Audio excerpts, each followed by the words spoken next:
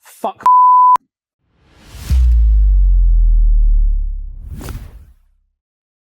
You do realise that I'm lucky to be alive here today. You're lucky to be alive. Yeah, I thought I was going to pass away on Tuesday. I have been a shell of a woman. I'm seriously, this is the first day that I have felt like a functioning human being again. So it's been a struggle, but how busy has March been? Like, hasn't it not just gone like that? Like that, honestly. I can't get over it. It's actually annoying because all the billable days have disappeared. I'm like, fuck, when am I going to get some invoices out? Do you know, actually, that's one thing I've noticed about March. Anyone watching recruitment agency owners, you might notice the same. March, I reckon, right, is a weird month because we're at the end of the financial year. Yeah. I find you have meetings, but decision making is a little bit delayed. And I think it's so frustrating, isn't it? Because we want like the wins, the deals, but I think it's just March. It's March. Like it happens whether you're a consultant, supplier, agency owner. It's a weird month, March, isn't it? Yeah, and then I think for us, you chuck in the expo, and then you lose a few days out of that. The expo was wild, and I only went for the day. It was a wild 24 hours. I went from not going to going as a protest to the £95 charge to booking a hotel, staying overnight, and doing both days. I drove up to Slough the day before. Yeah. And stayed there, and then came into London the next day. And I went on a date after the expo, so I didn't get home till gone midnight. Nice. I was fucking knackered because my talk really took it out of me. Yeah. But I had amazing feedback. Yeah. I'd like loads of people have messaged me, tagged me in posts, come up to me to say like how good they thought it was, which I'm happy about because I've winged a lot of it because I didn't know it. So yeah. But yeah, it was a good day, but it is.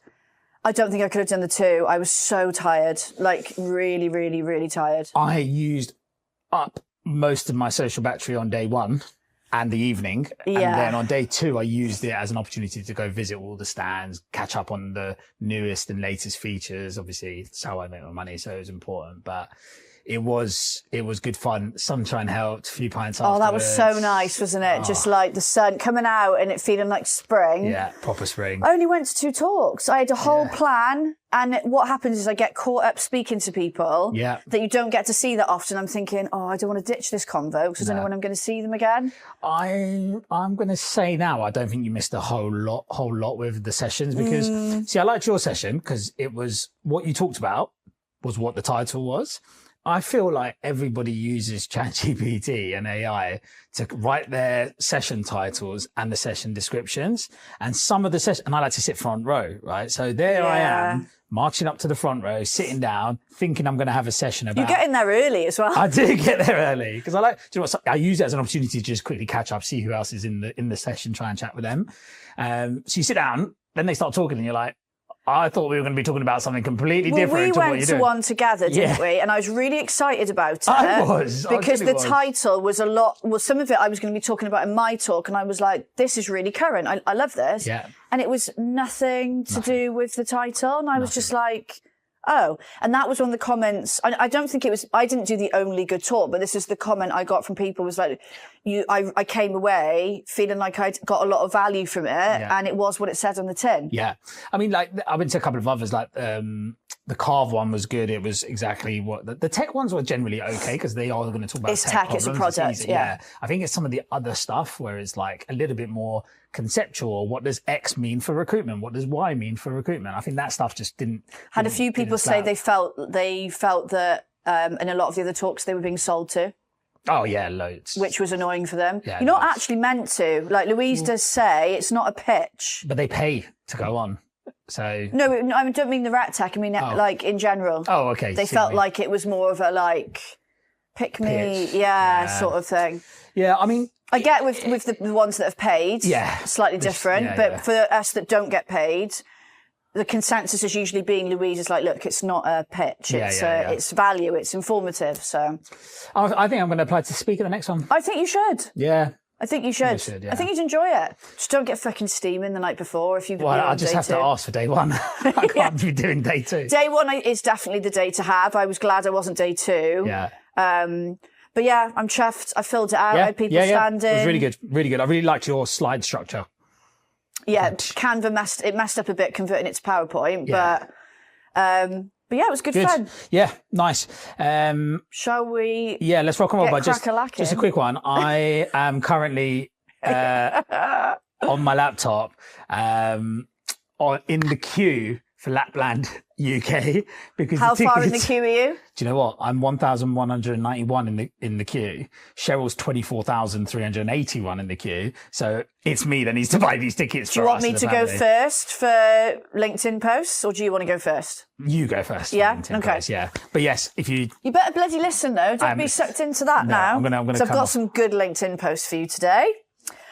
Right. I'm going to start with one where I'll be honest. I'm going to go in on this person, and I think, should we blank her name out? Should we not? We'll decide later, okay? I will say a name, but we might bleep it out. It depends how harsh I'm feeling. Right. So when I saw this, I was like, if I'm being brutally honest, people like you are part of the reason why we have a real fucking issue with people not selling in recruitment anymore. Mm-hmm. Which was obviously a focal point there wasn't just me talking about the expo. There's a big chat. It's a big thing in the moment, isn't it? Big thing. So this branch director of Okay, it's one of the big boys. Yeah. Called she put this post out. So I'm obviously going to read it out because not everyone is watching, but it will come up on the screen as I read it. So she's put Lusher ! Oh my God, I saw this post. Yes, go. Cold outreach without consent! My third call this month. How do they obtain your data? I choose who I give my mobile number to. I don't use a work mobile. I use my personal mobile, and it isn't listed on any public websites. It feels underhand to me, and any sales unprofessional, and she's put the in brackets, using this platform is not someone I'll engage with. This type of outreach will damage relationships before they even begin. In my opinion, she's put compete, spelt it wrong, sorry, hen. Complete disrespect of my privacy. I find it bizarre that when you ask the person where they got your number from, they have no qualms in telling you it's from Lusher! Shocked face. It's winding me up just reading it out. Oh, that's ridiculous. Has anyone else received this type of sales call? No hashtags, as I'm not drawing any more attention to it. Now, there's two comments I want to read out by people. Well, one we definitely both know. One I know. He's quite prominent and vocal on LinkedIn. Can we pause just here for 1 minute? I was just going to say, shall we pause 1 minute? Just pause for a minute because I'm through. Oh, you did? Did you do it? I'm in. 2 adults, 2 children. Yay! Let's all clap. Literally. Well done. 2 adults, 2 children. You've jumped right up really quickly. It's gone through. Cheryl can't believe it. Do you need to pay quick? Quick, do it before it times out. I'm going to call her and put her on loudspeaker. Oh, no, she doesn't like going on the pod. Oh, fuck it. You're going to have to deal with it. Don't tell her. Yeah. She doesn't watch it anyway. Sorry about that. Right, we're back. We are back in the room. So there are 2 comments I'm going to read out first, which sort of, I think, will highlight what we're going to comment on, but I want to highlight them. Max Learmonth, do you know him? Yep. Forge Talent? Don't know him, but see his content. Yeah, he says it how it is, right? So he put, this post is a piss take, right? You've only had 3 cold calls this month. Lucky you, I get that every couple of hours. 2, have you ever purchased anything online? Your food shop, ASOS, Moonpig? Soon as you enter those digits, public domain. 3, give over. RH was a boiler room, Robert Half. Built on cold calling. I was there for 7+ years. Recruitment has evolved 1,000%. It should be relationship driven and partnership led, but people starting out don't have the network, and cold outreach is very much a starting point. This post is absolute nonsense. Then we've got a very good comment from, have you seen Darren Rosenfeld?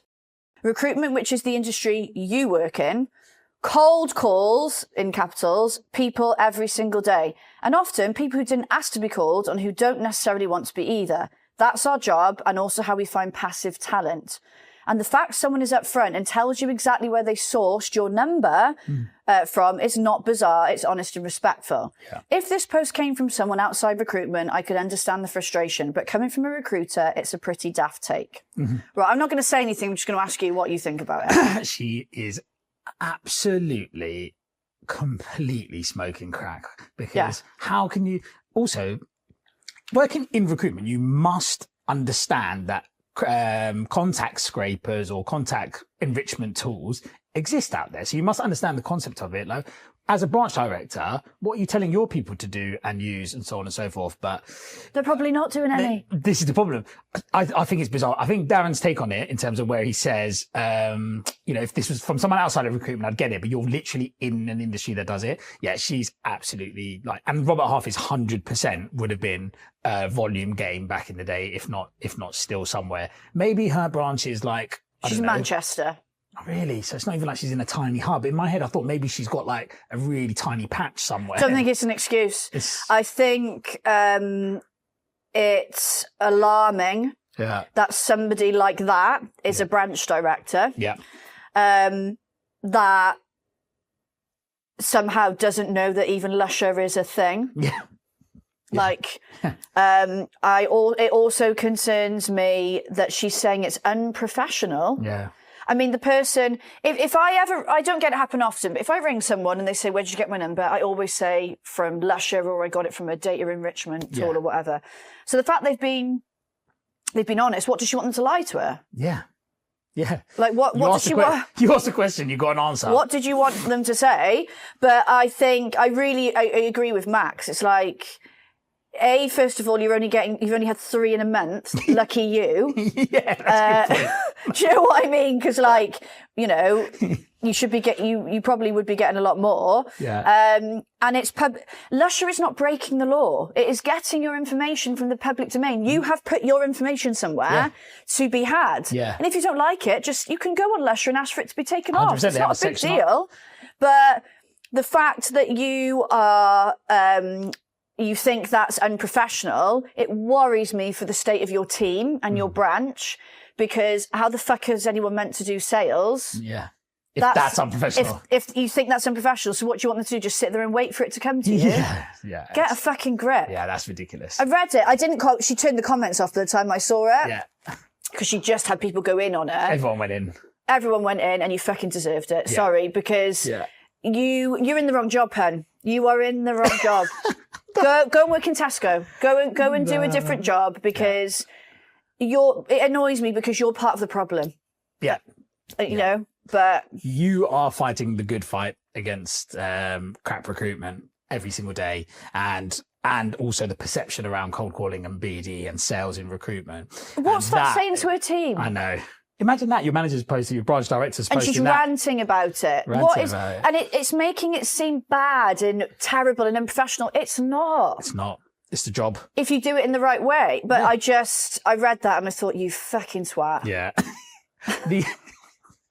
That is, I think that's a fair statement, because that's just ridiculous. We used to have to give our recruiters, we used to tell them we used to say, people ask you your number form, say which contact tool it was. And if they really kick up a stink, send them the link to the page to remove your details. That's no problem. What's that got to do with us? But don't forget to ask them a second time, are you hiring? Yeah. Oh, by the way. Yeah. But I honestly couldn't. Initially, I thought, is she joking? It's a satire. It was hard to read at first when I saw it. I couldn't work it out as well. It was one of those ones where it's so dark. What is she doing? Yeah. And then, but do you know what I find laughable? I reckon she put that up thinking she's on a crusade.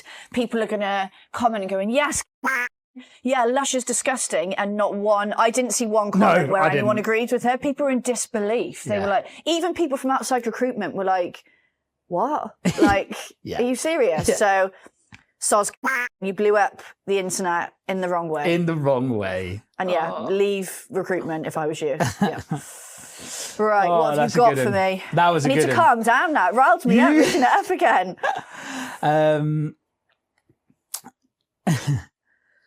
This is an interesting one. I actually hadn't noticed, but you've actually liked this post. Oh, really? Yeah.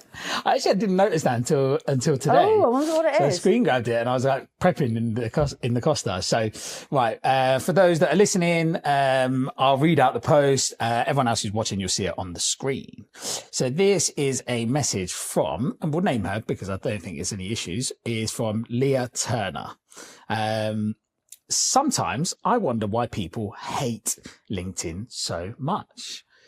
Then I see a man has created and posted his own top 25 keynote speakers list and put himself at the top. Yeah, I remember this. Yeah.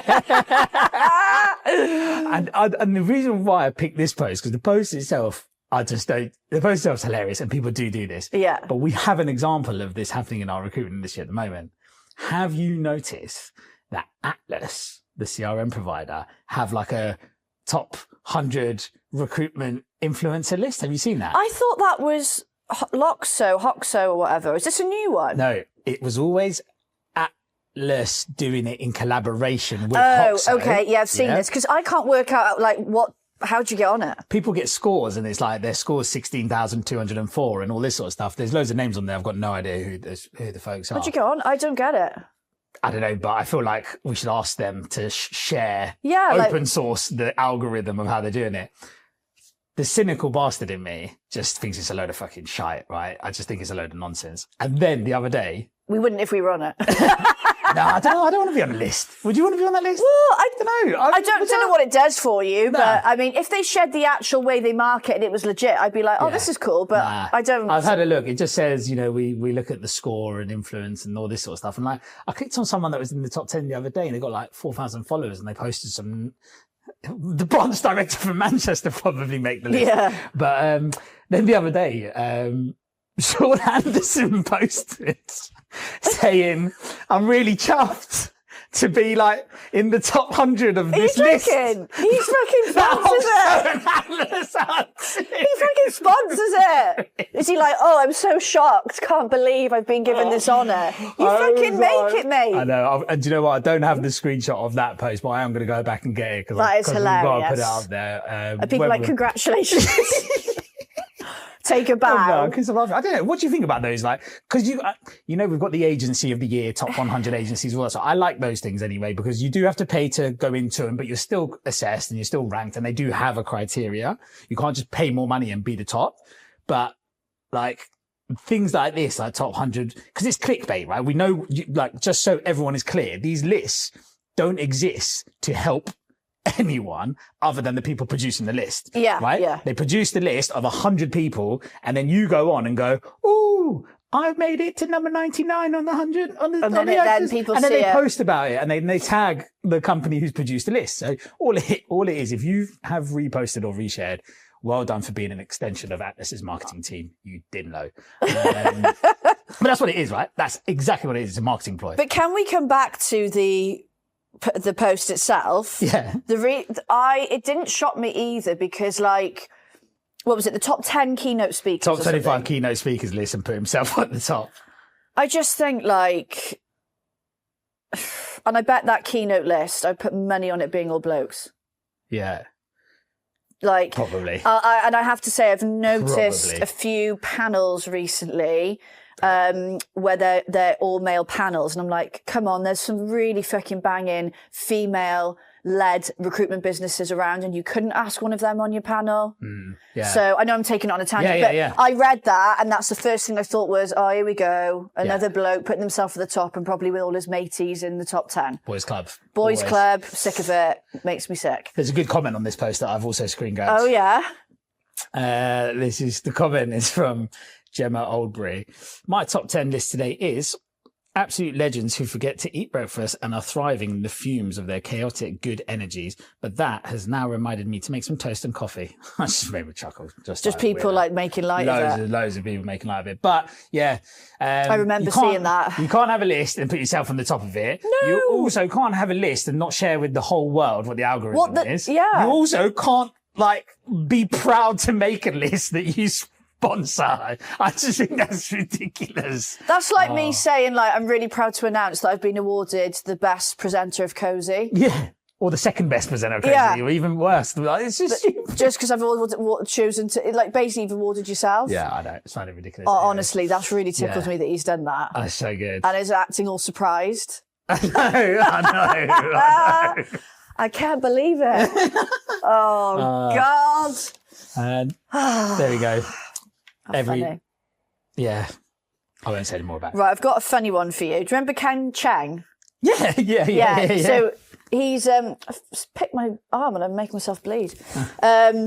I did at least one post in season 1 of his, didn't I? It's satire. It's not, I don't even know if he's a real person. He probably isn't, is he? It's probably some like marketing whiz. Ken Cheng.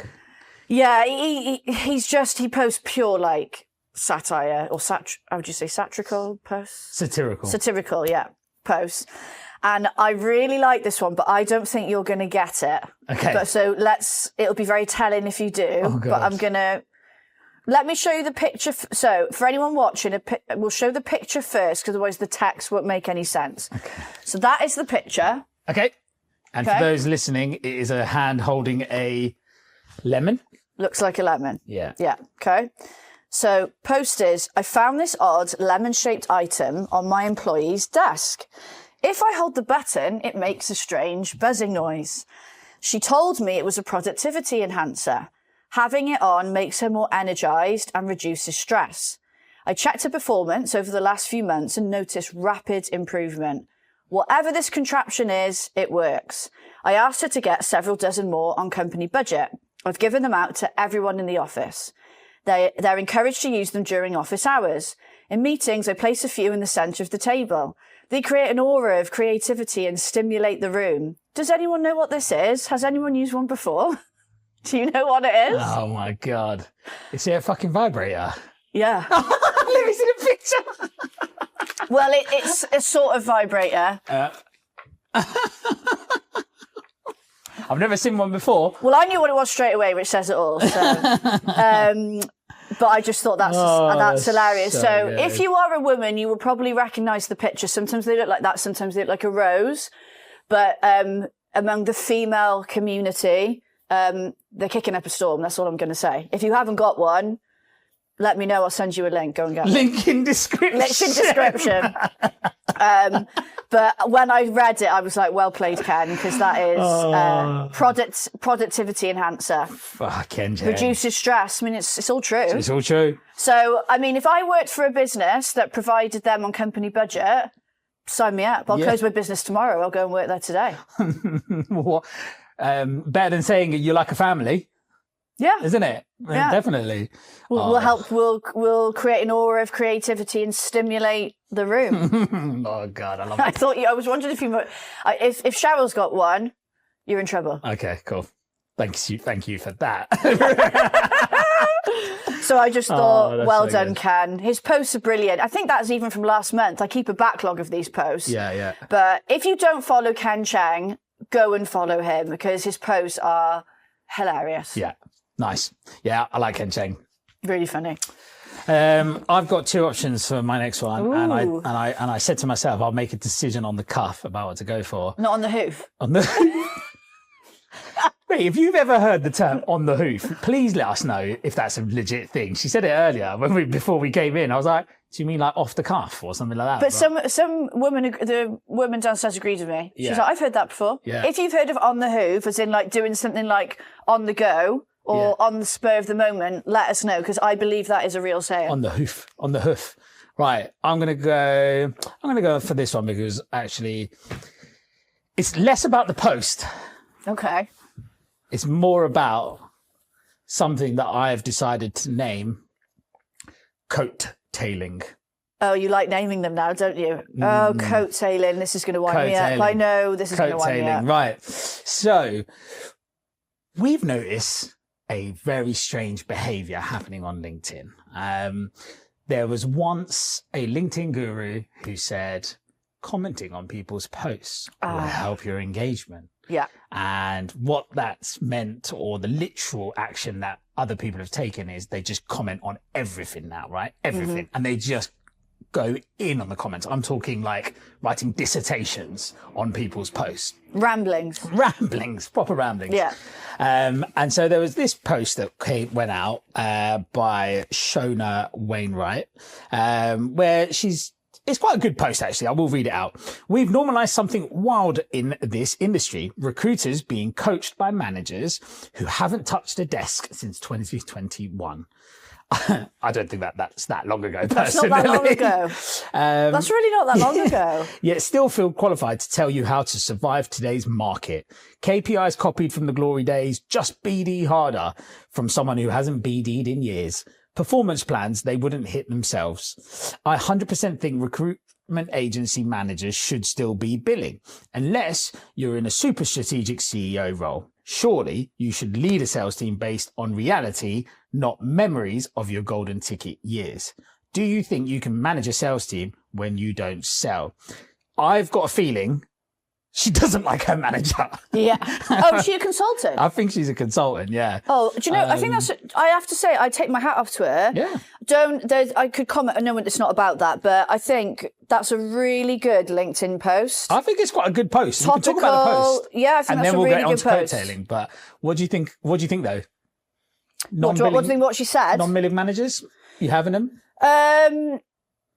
I think, so I get what she's saying about them not understanding the market. 2021 wasn't that long ago. Mm-hmm. Also, the way I would caveat that is they experienced the market before the post-COVID boom that you probably have experienced, and it was fucking hard. So they do know a hard market. I wouldn't take that away from them. Yeah. But if she's talking about a billing, if she's talking about like a, not the MD, like a manager, I do think the best managers I've worked with in agencies still are on the tools a little bit. It's not the biggest part of their job, but they're still involved in some way. And so there's some of that I would agree. Yeah. I would agree with. I would agree to it to a certain extent. I do think that you've got to keep your pen, not pencil sharp. You've got to keep your tool sharp. You've got to be client facing, candidate facing, whether that means you need to be the same level of activity on these things. Nah. No, not necessarily the same level. No. So, for example, you might get involved with like more strategic accounts. Yeah, or do some account directing. Yeah, fine. Help close out some BD meetings, etc. Get involved in that sense. Yeah. But literally, if they're just sat there not doing anything to do with recruitment whatsoever, but just coming to you with KPIs. Probably what's the name from? Yeah. She's getting it so bad. Sorry. So anyway, I thought it was a good post. It got really good engagement actually. And everyone had opinions on it. Enter Coattailer. Oh, do I know who this person is? Yes, you do. Oh, God. Can I guess? Yeah. Yes. That's so good. As he put, So coattailing, the term riding on someone's coattails. This is basically a post-coattailer.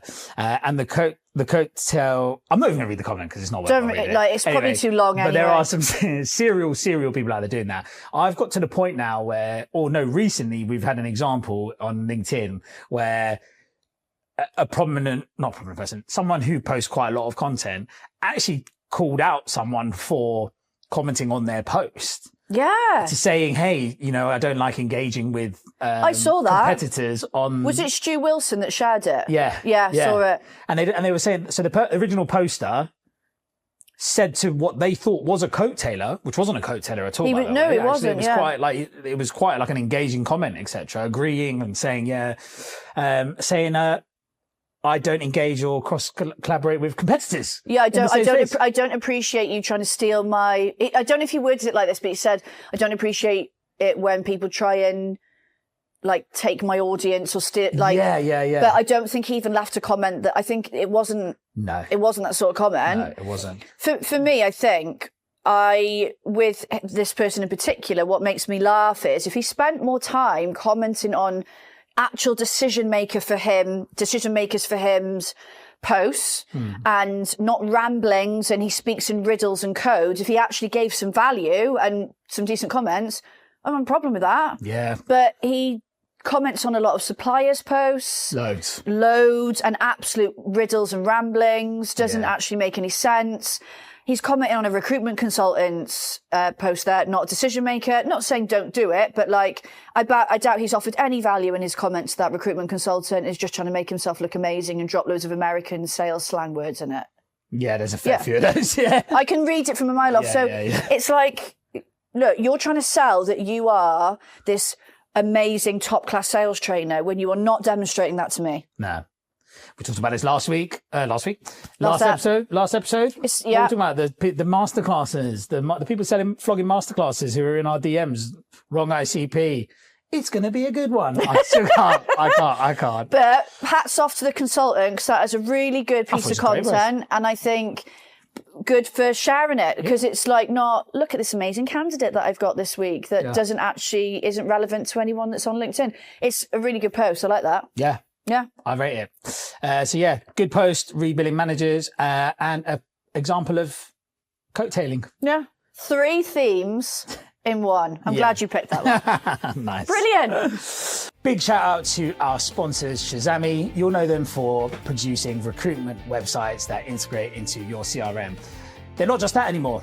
They've got several other products. My 2 that I really wanted to talk about today is RefMe and the marketing automation product. If you haven't seen it already, go and have a look. All the links will be in the description here.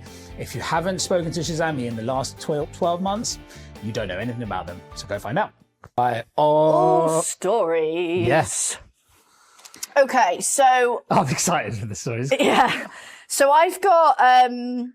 the first one I'm going to share, both of these are from like my own recruitment experience. They're not really, really new stories, but they were just, one was too funny not to talk about because an ex-colleague of mine, we were sort of reminiscing a bit over voice notes and she reminded me of said person. I was like, oh, I got to bring him out.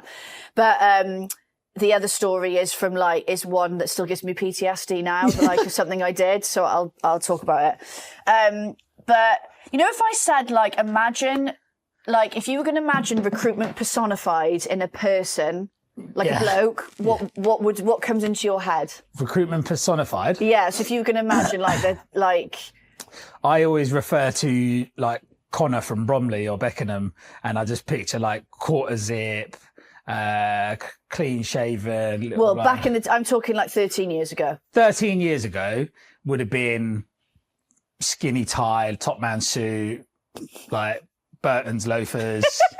Do you know what I mean? That's just how I would have pictured it. Yeah. Yeah. Okay. Yeah. So keep that in your mind. Okay. Yeah. So, the agency, I'm going to name him, but we might decide to beep it out. I don't know what he's doing now, right? In his will. But so we had this guy, he was the top biller in the office, called Coram. And, he was recruitment personified, right? Cheap suit. Walking around the office, he used to take his shoes off. So he used to walk around the office and do you know what used to really fuck me off? He used to scuff, when people don't walk properly, they're lazy and drag their feet. Oh, yeah. So he'd take, for some reason, so he'd be walking around the office doing deals with no shoes on. By the way, back at this time, no one had headsets. He had a headset. Okay. So we were all sat at our desks, on the phone. He'd walk around talking really loud so everyone could hear, right? So he's that sort of person. And so Kerry just reminded me of some of these stories because she was there for longer than me as well, and he just was such a fucking character. So he'd be walking around the office and stuff, and she'd be like, "Oh, what are you doing, Coram?" And he'd be like, "Oh, nothing. Just on the phone to a client now. Big deal. Just confirming the team. Global. It's going to be global. It's going to be big." And it'd be like, "No, it's not there." It literally would be a client in Cardiff who want a couple of contractors. It's not going anywhere, mate. It would always, it was never the truth. Do you know what I mean? He'd be just walking, talking really loud, and you'd be like, "What are you doing?" "Oh, can't talk." Massive deal going on. And it'd be one contractor for a little tech company in Cardiff. Do you know what I mean? So this is what he was like. Yeah, so good. I can picture it. Can you picture it? Yeah. So I've got 2 more for you, right? Belters. I forgot about these things, right? When you remember and and it makes me miss those days so much. So another time, because he's walking around the office all the time. So it wasn't me that asked him this, it was Kerry. So Kerry's like, "Oh, Coram, what are you doing at the weekend then?" He was like, "Oh, nothing. Just going to pop out to Athens, actually. Going to go and see a mate. Couple of bottles of champers, you know how we do it. And because we all knew he was a liar, Carrie went and looked. She's like, "Where are you flying from then, Coram?" He's like, "Oh, Cardiff. No flights out of Cardiff to Athens that weekend." Pop into Athens. Just going to pop to Athens, got a mate, going to get some champagne, nothing big, no big deal. Lies. Why is he like this? Why are people like that? That's so good. And then this is the best one, right? Yeah. I hope you're ready for this. So this is another point in time. It was because this is why we always used to talk to him like this, because we knew he was going to come out with belters. We didn't actually care what he was doing with his time. We just wanted to know. She's like, "What are you doing this weekend then, Coram?" He was like, "Looking into adopting a child, actually." Seriously. No, seriously. And they were like, oh, right, okay. Yeah, no big deal. Just looking into it. What is it? Looking at adopting a child? Yeah. Not a dog?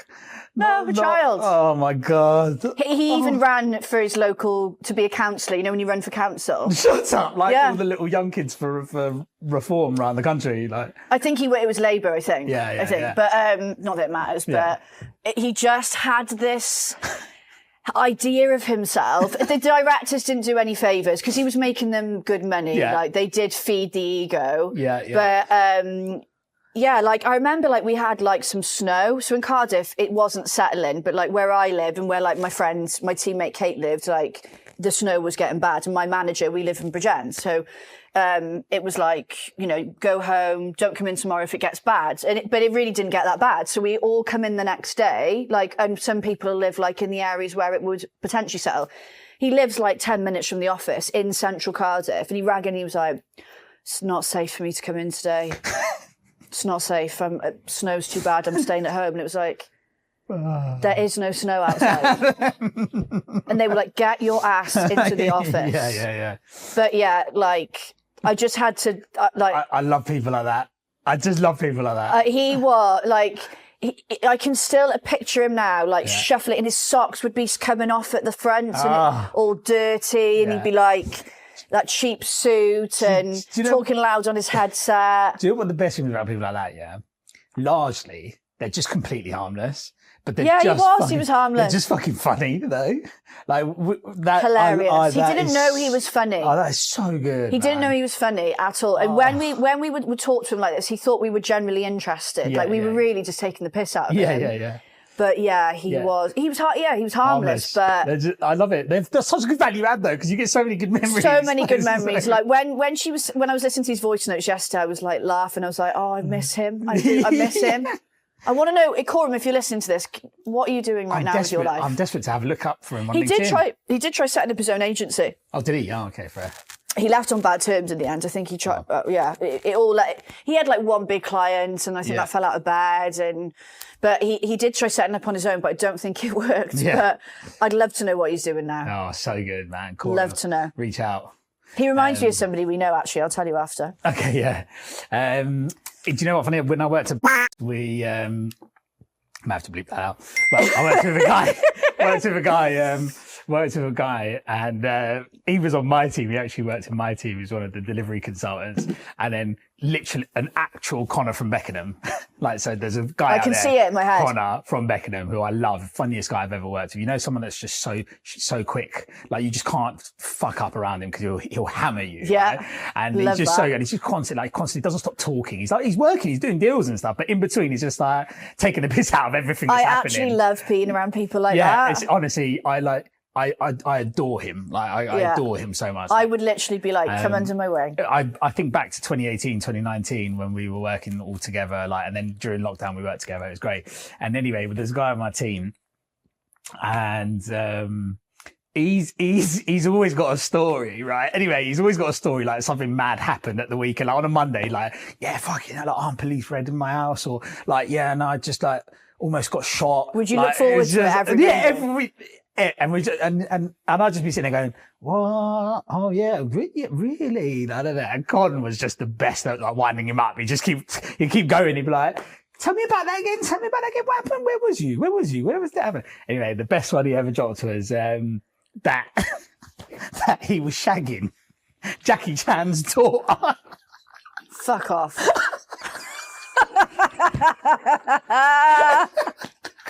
And he's telling us... What, and he expects you to believe that? He's telling us on our island, yeah? And Connor's island was the next one over, but he sat on the end, so he would always take part. I've looked up, because I used to look down the island. I've caught Connor, and I've caught eyes, and I just knew he was never going to let it go. And then Connor stood up, walked over, sat down, he gone... Here, mate, tell me about Jackie Chan's daughter then. I think he did go off on one about Jackie Chan's daughter, how he met her, how they went out, how he was shagging her and all this sort of stuff, right? And then I think we were like Googling Jackie Chan's daughter, who's like, I can't remember if he even had a daughter. But I was going to say, he's even got a daughter. I think she was like lived in like LA or something like that. It was like, what would she be doing in Kingston? It's like, to me, it's like with these people, it's like, it's the fact they think that is like believable. do you know what the worst part is? Yeah. I still, to this day, as much as we took the mick out of him, yeah, I'm like, what if it's true? What if it's true? What if it's true? But what if actually he had all these mad things happen to him? Oh, mate, it was so good. Sorry. I would have loved being around those stories. He was our example of quorum, man. Every week we'd have something. He used to. He caused a lot of. He caused a lot of unrest in the office because no one really liked him, but obviously because he was doing well. Yeah. And bless, like his manager, who's one of the nicest guys. I still speak to him now. I wish he'd been my manager, to be honest. He was a brilliant guy. Like, he's amazing. Yeah. He dealt with him very well. Yeah. He knew how to deal with him. And he also was the go-between, because sometimes the director would be a bit mean to him as well. Unnecessarily. Sometimes he was a twat, but... Yeah. But yeah, honestly, like... So just look into adopting a child. Pop into Athens. Pop into Athens. That's a belter. But, see you, yeah, mate. Coram, if you're watching, please, what are you doing now with your life? Yeah, send us a vid. Send us a vid, Okay, cool. Okay, my first story is, it's another just recruiter, rookie. It's another rookie story. Oh, this yeah, I feel like we've had rookie ones. And it reminds me a little bit about another story we had in season 1, because this isn't something that happened, that I experienced. It's something that someone's told me, right? So you've got a rookie working at an agency. They do like digital product type recruitment. That's what they do. And so they've got these. So they've had all these rookies turn up, and I think it was 4 rookies have turned up. One like lasted about a week and then was like, nah, the same for me. And then the other 3 were kind of okay. 2 were kind of middle of the road, like getting into it, normal people. Everyone's getting on. One was a bit of a overconfident little. Like, shit. Yeah, basically Arnie trainers, quarter zips. What's Arnie trainers? Arnie, oh well, mate, you just have to come out of Bank Station in London and people have got like Arnie trainers on now. What's that? I think it's like a UK designer brand that all the kids wear. Yeah. Have you not heard of it? No. Oh, I'm gonna have to show it to you. Some of the stuff's quite nice, actually. But next episode, I'll be wearing a pair. So yeah, there's this one that he's a bit overconfident, like as a kid, giving it the big on the phone, like over exit, but loves it. Like, well, you can't really knock it. Like, you kind of got to rate it a little bit. And the person who told me the story works in the team, just a bit more senior than this guy. And he's like, he's got all the raw materials to do it, but he's just not nice with it. He's just a bit of a dick with it. Anyway, they've got these. They've got a couple of really big clients, so they get loads of roles through. So the rookies there are delivery people. Basically, that's how they cut their teeth. They do delivery to start with. Not for 6 months. I'm not sure for how long, but like they just do delivery when they get started. Okay. And then so these roles, these designer roles have come through, right? And for different product teams within the client. And so they've divvied them out, said, right, you're on this one, you're on this one, you're on this one. And then the manager of the team has briefed everyone on it. Yeah. The hiring manager's name is Chris something or other, right? And so I'm starting to laugh already. The overconfident rookie is like, yeah, got it. Yeah, no worries. Leave it with me. Yeah, I was straight on it, mate. Straight on it. Yeah, cool. And then like, I think the others were going to go for lunch because it was close to lunchtime. And he was like, you go for lunch, are you? Nah, I'm going to get on these rolls now. I'm going to get on. He's going like, go for lunch. You're a mug. He's one of them, yeah. Anyway, he's got in and he's like, jumps on the phone, jumps on the calls. They've got like, I think they've got 2 free roles each for these different teams. He's banging it out. It's perm, but it's like lower level perm. Yeah. He's banging it out the calls. And he's on the phone. And they have all gone for lunch. They've come back and then, they've said, oh, how are you getting on, this and the other? Yeah, I've got loads of people have replied already. I'm going to run out quickly, grab a sandwich, but I'll be back in 2 minutes and then I'm just going to crack on. He jumps on the phone. He starts qualifying his candidates. He starts talking about the hiring manager. And he starts going, yeah, no, Chris.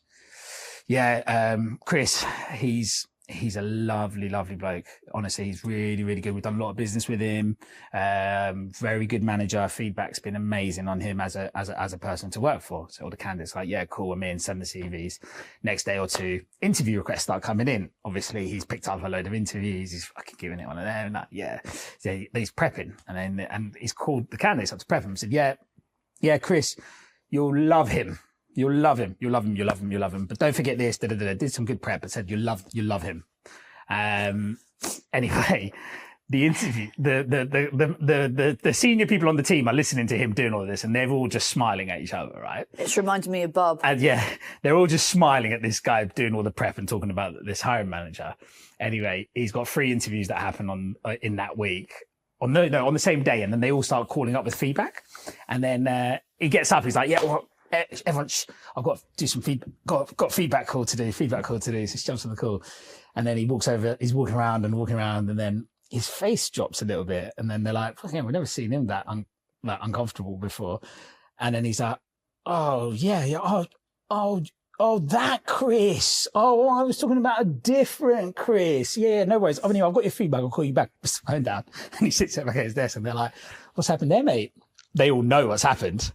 Chris is not a he. Chris is Christina, who likes to be known as Chris. And he's there giving He's briefed him on his He's bloke. like, you're going to meet this man called Chris. He's a lovely bloke. You're going to like him. None of them corrected him. No, none of them corrected him. Let him do it.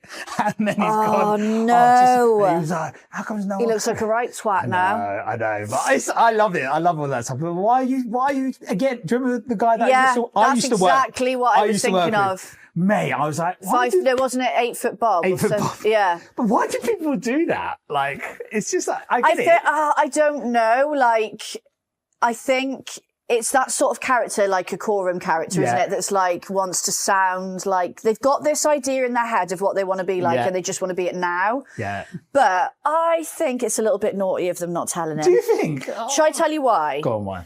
Because it is funny. Yeah. But what if that lost a placement because all the candidates are like, who the fuck's this dick telling me that do you know, some candidates might be like, well, you don't know what you're talking about. I've met a woman. Yeah. Because some people will see through the bullshit. Yeah.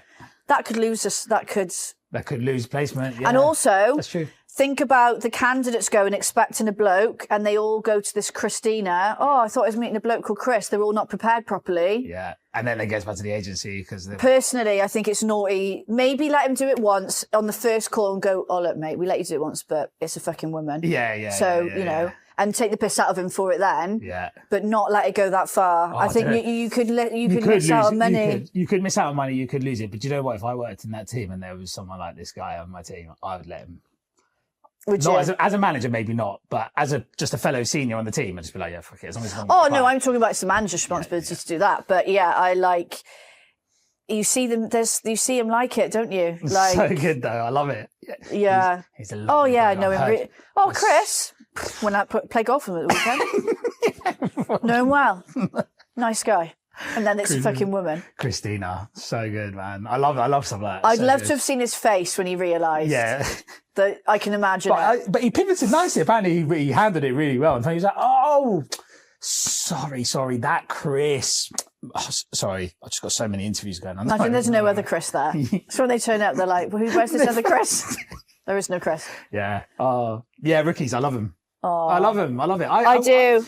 There's nothing better than spending a week with a group of rookies. Yeah.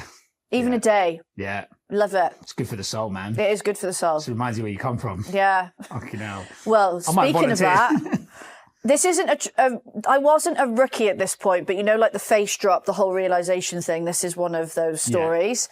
Yeah. I think, so I joined the second business I worked for. I think I was about 2.5 years, 3 years into 3 years into recruitment, so in no way a rookie. Mm-hmm. But my jump from my first agency to my second agency hit me like a ton of bricks, because my first agency was your typical, you know, it's in Cardiff, smaller agency, work hard, play hard, bit wild, you know, back in those times. I joined the second agency and it was a very, very professional corporate.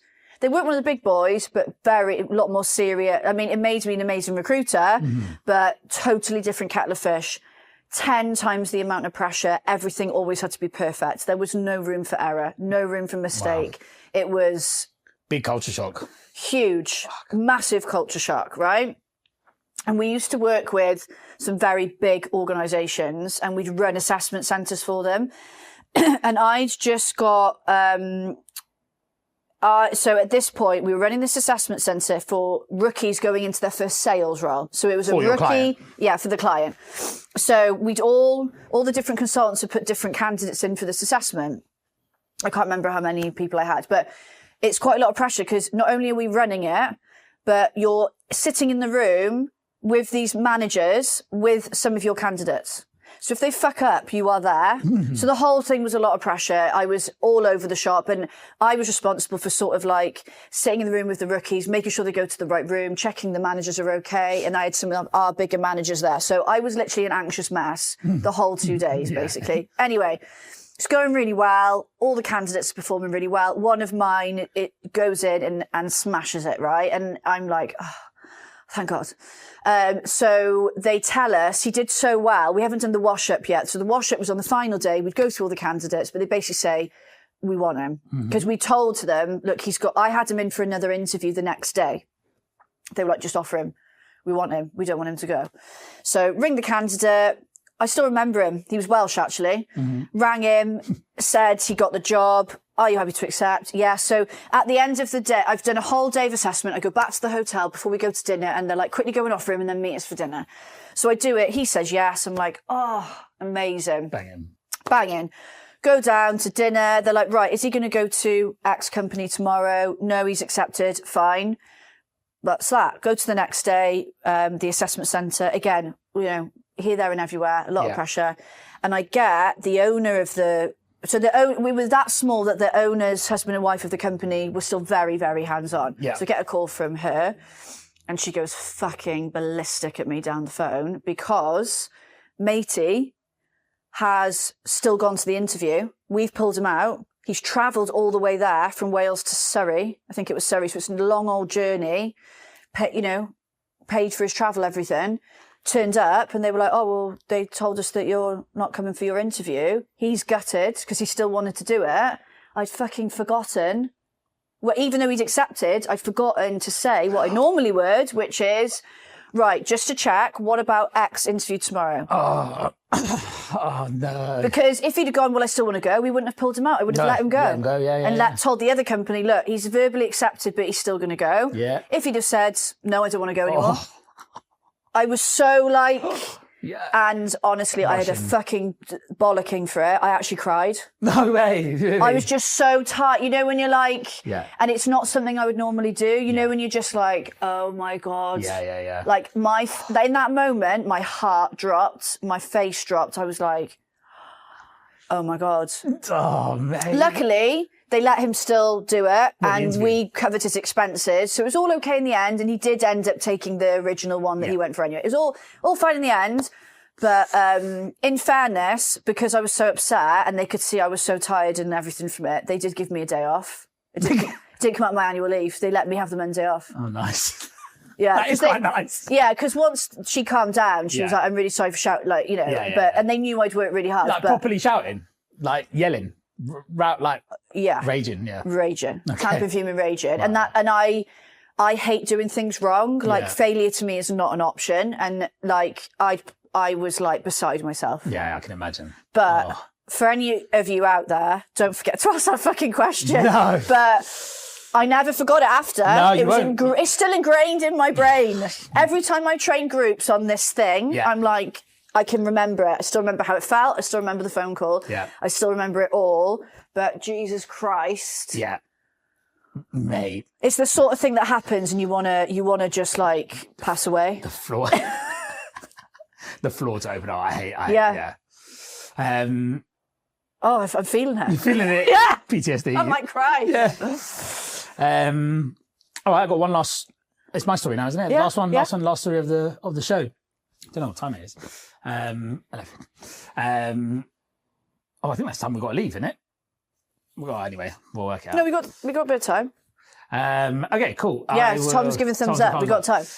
All right, well, I'm going to end on an absolutely massive fucking rant because for hopefully folks have seen, decided to launch a channel called Recruitment Ops. And Recruitment Ops is me interviewing COOs, ops directors, ops managers on one side of the fence. That's called Ops. I did it again. On the other side, I do some content with rec tech vendors, where I do an interview and then I do a live demo. And the idea is that me with my experience agency side, you do the demo, I'll sit there and go, okay, that solves this problem in the agency, that solves that problem in the agency. Which is good because it's impartial. Yeah. Impartial. And relating directly back to agency settings. Agencies that I'm in every single week, right? Mm-hmm. Fuck is all I can say. Because I contacted them and said, hi guys, you've just released... No one knows what the fuck it is. I get messages every week saying, do you know what is? Do you know what the is? Do you know what is? No one fucking knows what is. Like, no one knows what is. So I contacted them and said, here's an idea. You're one of the first people I'm going to contact. You're the biggest supplier one of the biggest suppliers in our space. And said, let's do this and we'll gear it around and then we'll talk about it. And I got in front of the pre-sales people, had a conversation about it, talked through it. Then they just went quiet. And I've just been busy, right? So I'm not chasing anyone up about it. I've got lots of content to record. Yesterday, on LinkedIn, account executive and a pre-sales guy from the same vendor doing the screen share and trying to link it back to scenarios. It's like, you just nicked my fucking idea, you shit. Like, that's just fucking out of order. Also, you just look like because you've got the account exec going, oh, do you want to show us how that happens? Yeah, I'll show you how that happens. Wow. That's really good. Oh my God, that's unbelievable. It's just fucking stupid. It's poor form. It's like putting yourself top for the... It is fucking, it's the exact same thing. It's the exact same thing. So yeah, fuck you. I'm going to basically update my LinkedIn profile to say I am an independent advisor on all things rec tech and recruitment agency operations, apart from for which I have strong and poor opinions. I think it really does rile me up. I'm so angry again. Yeah. I'm so angry again. It's sort of the coattailing thing we were talking about, but there's one thing like that really annoys me because I think we're both helpful to people. Yeah. Like, I don't have a problem with that. What I have a problem with is when people take advantage of that and copy you. That's copy and take your IP essentially. Yeah. And it makes me, it's happened, I've had an instance recently, and even you telling me about that last night, I get my walls up. I get like really funny about who I share stuff with because look, they haven't done it justice. No. They've never been able to do it the way you have, but I just don't like it. Yeah, but it's not even like they replied. Even if they had replied and said, do you know what?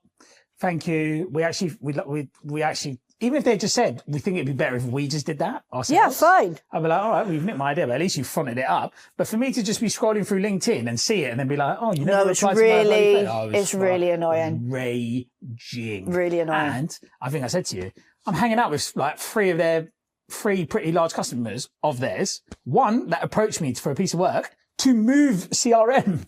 And I was like, don't do it. Don't do it. And I think if anything, I've just convinced them to buy another product from them and upgrade their licenses. Just go back and go, remember what I said? Yeah. Forget it. Mate, change your plan. I'm so angry at the moment that I'm genuinely considering including something negative about them on every single post that I do. Like, Happy Friday, folks, except... But not... Or like, you know, or even a regular post series that said, another reason to hate... I just think I could just go off on one. You should do my top 10 worst CRMs. Yeah. Your own little top 10. Yeah. But all of them as on a carousel. Yeah. Petty, but petty. Funny. I know. And do you know what?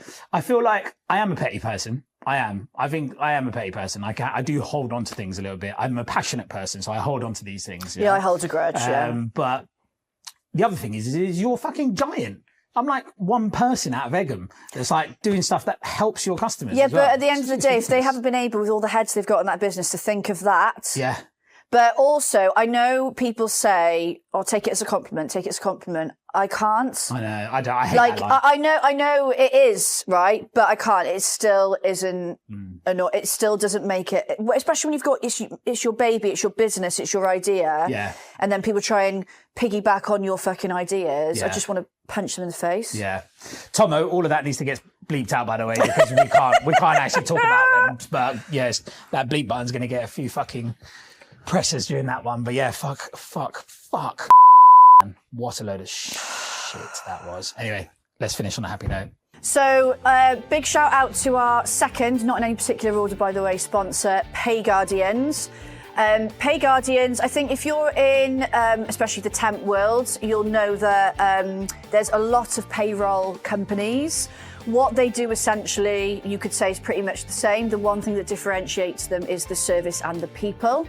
And I can categorically say, because I've known Bev and Paris, the founders, and David, who is their sales director, for a while now, they have an amazing service and they are great people, genuine great people. They won't fuck you over.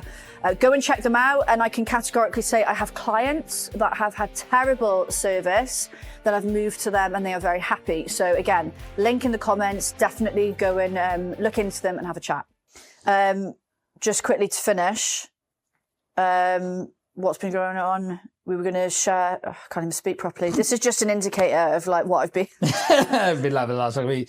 What have we got going on? Well, do you know what? I'm going on holiday in a few weeks, so we've had to rejig around recording. I'm also just trying to squeeze in as much work at the moment, squeezing as much football at the moment because I'm going to miss the tail end of the season. Still trying to be a good dad. Still trying to be a good fiance. Still trying to be a good friend.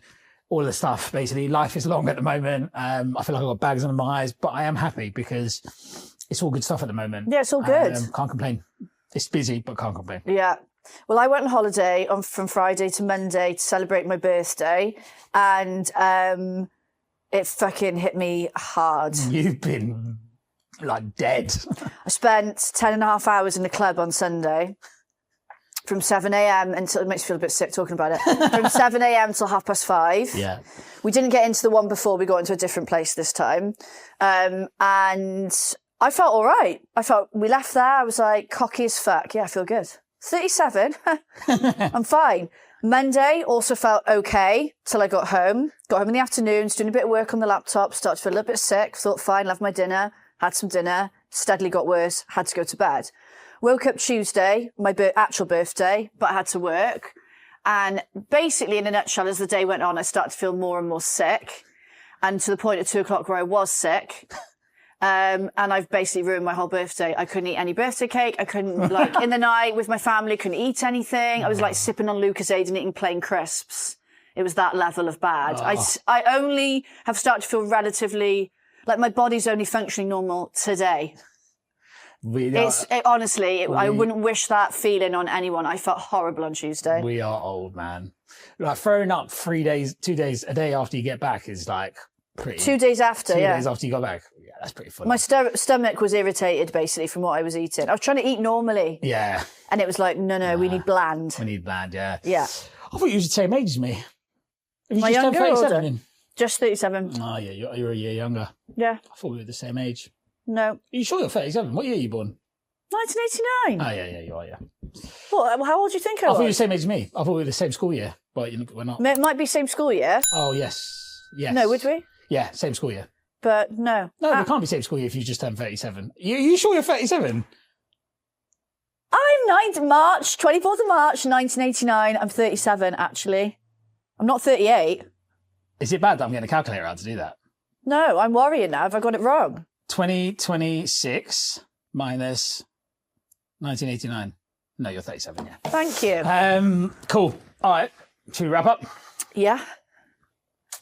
I forgot what we did then. I was like, yeah, and? Remember folks, LinkedIn is not real life.